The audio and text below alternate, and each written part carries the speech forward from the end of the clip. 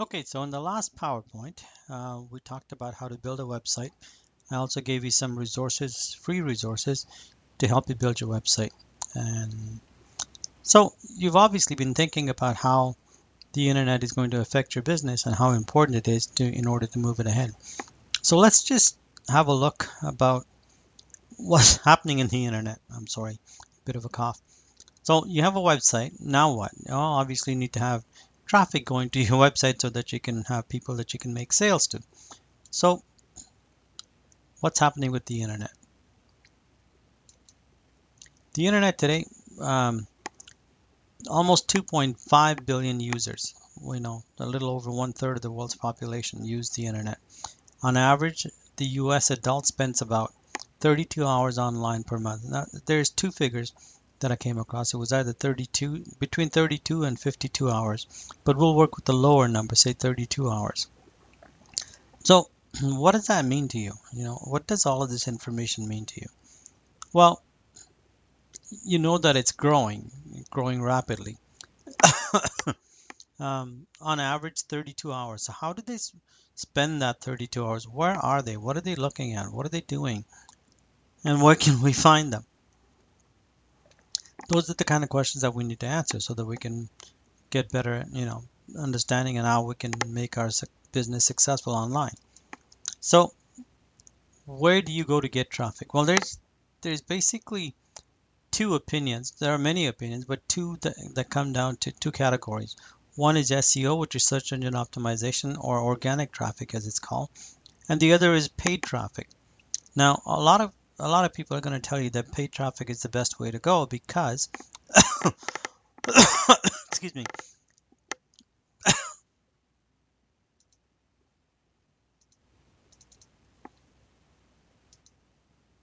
Sorry about that. A bit of a coughing spell. I had to um, pause it for a second. So, paid traffic again, and they'll tell you you can have as much traffic as you want when you want it. It's on demand. And best of all, you're not prone to all the Google pandas and penguins and all of the other zoo animals that Google brings out against organic traffic. And obviously, Google wants to make money by selling you advertising, not giving you free advertising.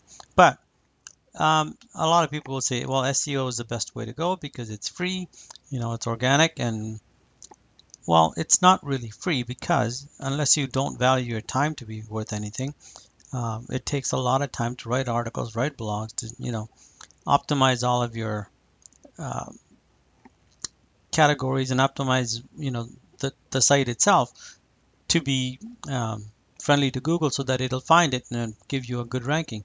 You've got to build backlinks. I mean, there's a whole lot of stuff that needs to get done. So it's not free in that respect. So there are many sources of traffic, and there's, as far as paid traffic goes, there's AdWords campaigns, there's pay-per-click campaigns. CPM just means cost per thousand, so it costs you so much to have your ad seen by 1,000 people. And there's tier one, tier two traffic, classified ads, and so on. Well, there's a lot out there. But before you even go about starting to drive traffic to your site, there are some questions that you must answer. And without that, most people don't answer these questions, or they don't think like what your potential customer thinks like, and then they fail. And they think that internet marketing just doesn't work. Well, it has to work because the the classic or the old ways of advertising in newspapers and magazines just doesn't work anymore. And I'll prove that out in the next few slides. So you need to identify who your target audience is. You need to know where they hang out. You need to know how much time they spend on the internet, and you need to know how much time you have to sell to them. So let's try and answer some of these questions. In an example, say you have a driving school. Who's your target audience? Well, your target audience is anybody without a driver's license, right? Whether they've never had a driver's license before, or they've had it and they lost it on violations of some sort and they need to get it back again. It doesn't matter to us as long as they need a license. They're our potential client. Now, where do they hang out? Well, most teenagers don't have their license yet. So the first place you think of is the school. Now, you might do some advertising with the school, or they might even offer some contracts and bid on those contracts. But we're looking at online, and when it comes to online, Most of these kids are, of course, on social media sites, right? But it's the parents that are the ones that'll pay for the lesson. So where do the parents hang out? How can we get in front of them so that we can sell them? And you have to get in front of a client, a potential client, 6 or 7 times before they trust you enough to buy from you. So how do we do that? Well, the typical, as we had said before, the typical U.S.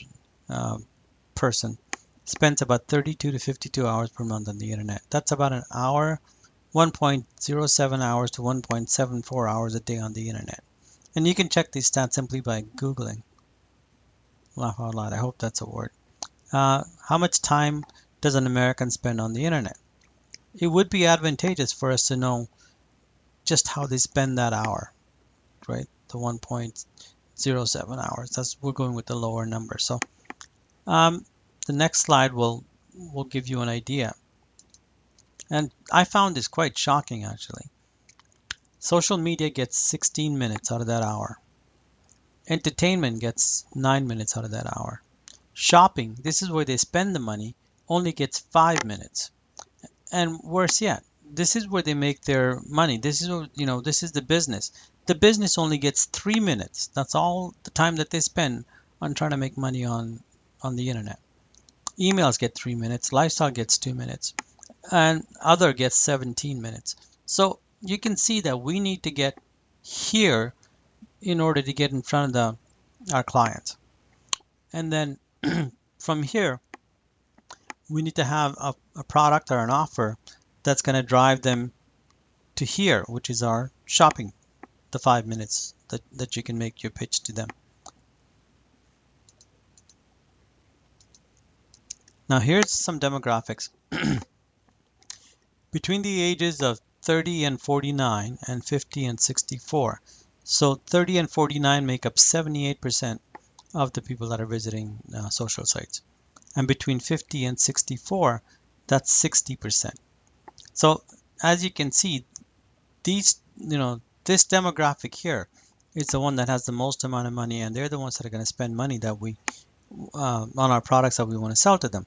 The 18 to 29, not as much. That's the biggest group here, but they don't have the discretionary cash that we need for them to buy our product. So this is the demographic that we should be concentrating on. And here's another interesting fact. As you can see, Twitter is growing like crazy. But the seniors, if you're marketing to seniors, well, then Twitter is the way to go, because this gray represents between 55 and 64 of age. And then 45 to 54 is the green, right? And then between 25 and 34 is the blue. So those two are our demographics where we would sell to. And Twitter is growing like crazy. Facebook doesn't look like it's growing much because it's been around so long, and I believe it's reached its billions and billions of people. So it's not going to grow as fast. Google Plus is fairly new player in the market. So it's growing, but it's not growing as fast as we think it should be, but it will. Again, the biggest category here is the 55 to 64, which is what we want. Now Pinterest, the two age groups that we're concentrating on, they're the ones that are growing fastest. However, Pinterest is a little bit different. You'll find that if you're promoting something to women, if women is your target audience, then I would say Pinterest is your best bet, because they do a lot of posting of pictures and things like that, and for whatever reason, women seem to like that. This site is more popular with women than it is with men.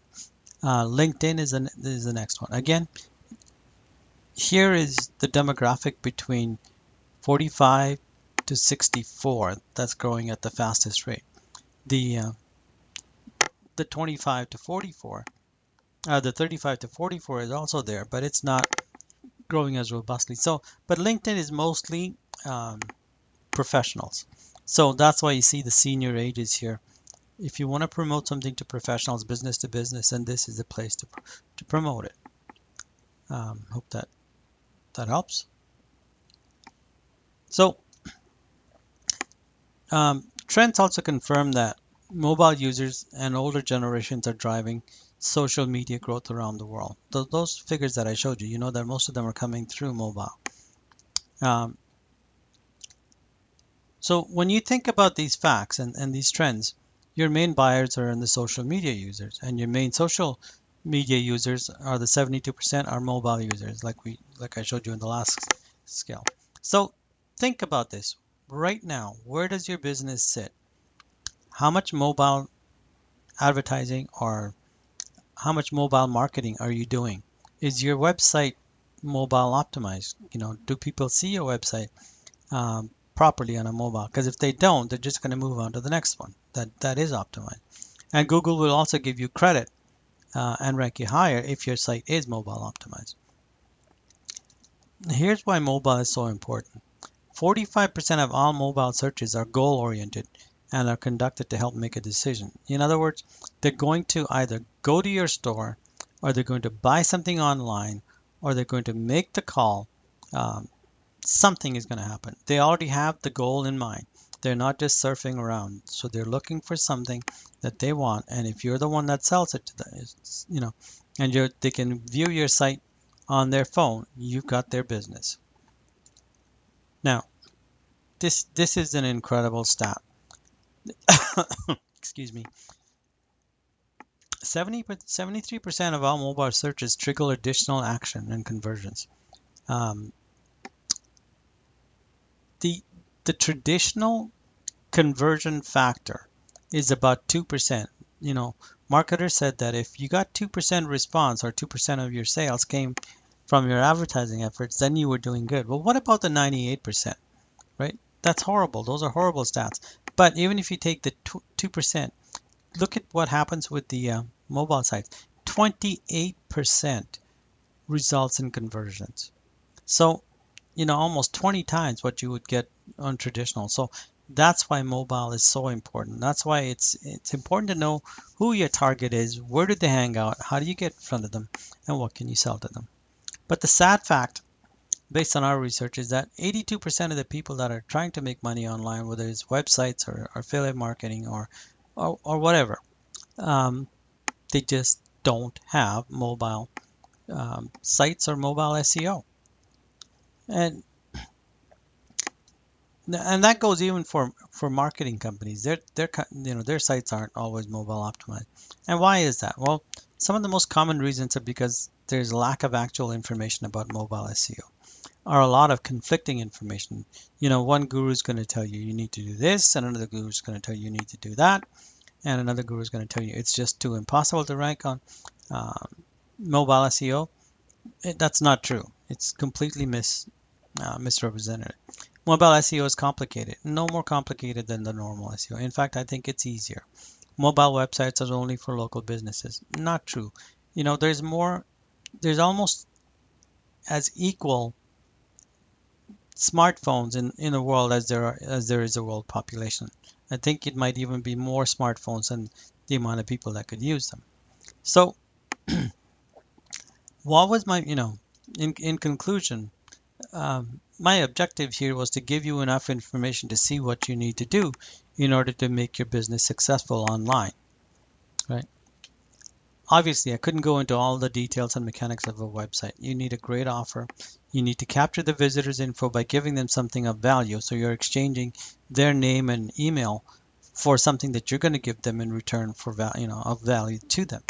A good sales funnel, so that when people come through, you know which direction they're going to. How do you remarket to the ones that didn't purchase? Why didn't they purchase from you? All of those things have to play in. A good converting landing page, that's important as well. So all of this comes with experience and testing and tweaking and testing and tweaking all the time. I'm putting Now, if this was of interest to you, then I'm putting together a full course on this whole thing. And if you're interested in learning more about this, write to me and I'll see that you get the course. But in the meantime, I hope this has been informative and at least gives you an idea why so many people fail in internet marketing, and they're blaming the marketing, but really isn't. It's because they haven't done the proper research. Anyhow, I'm going to stop the the recording now. I hope you enjoyed it. Thank you so much.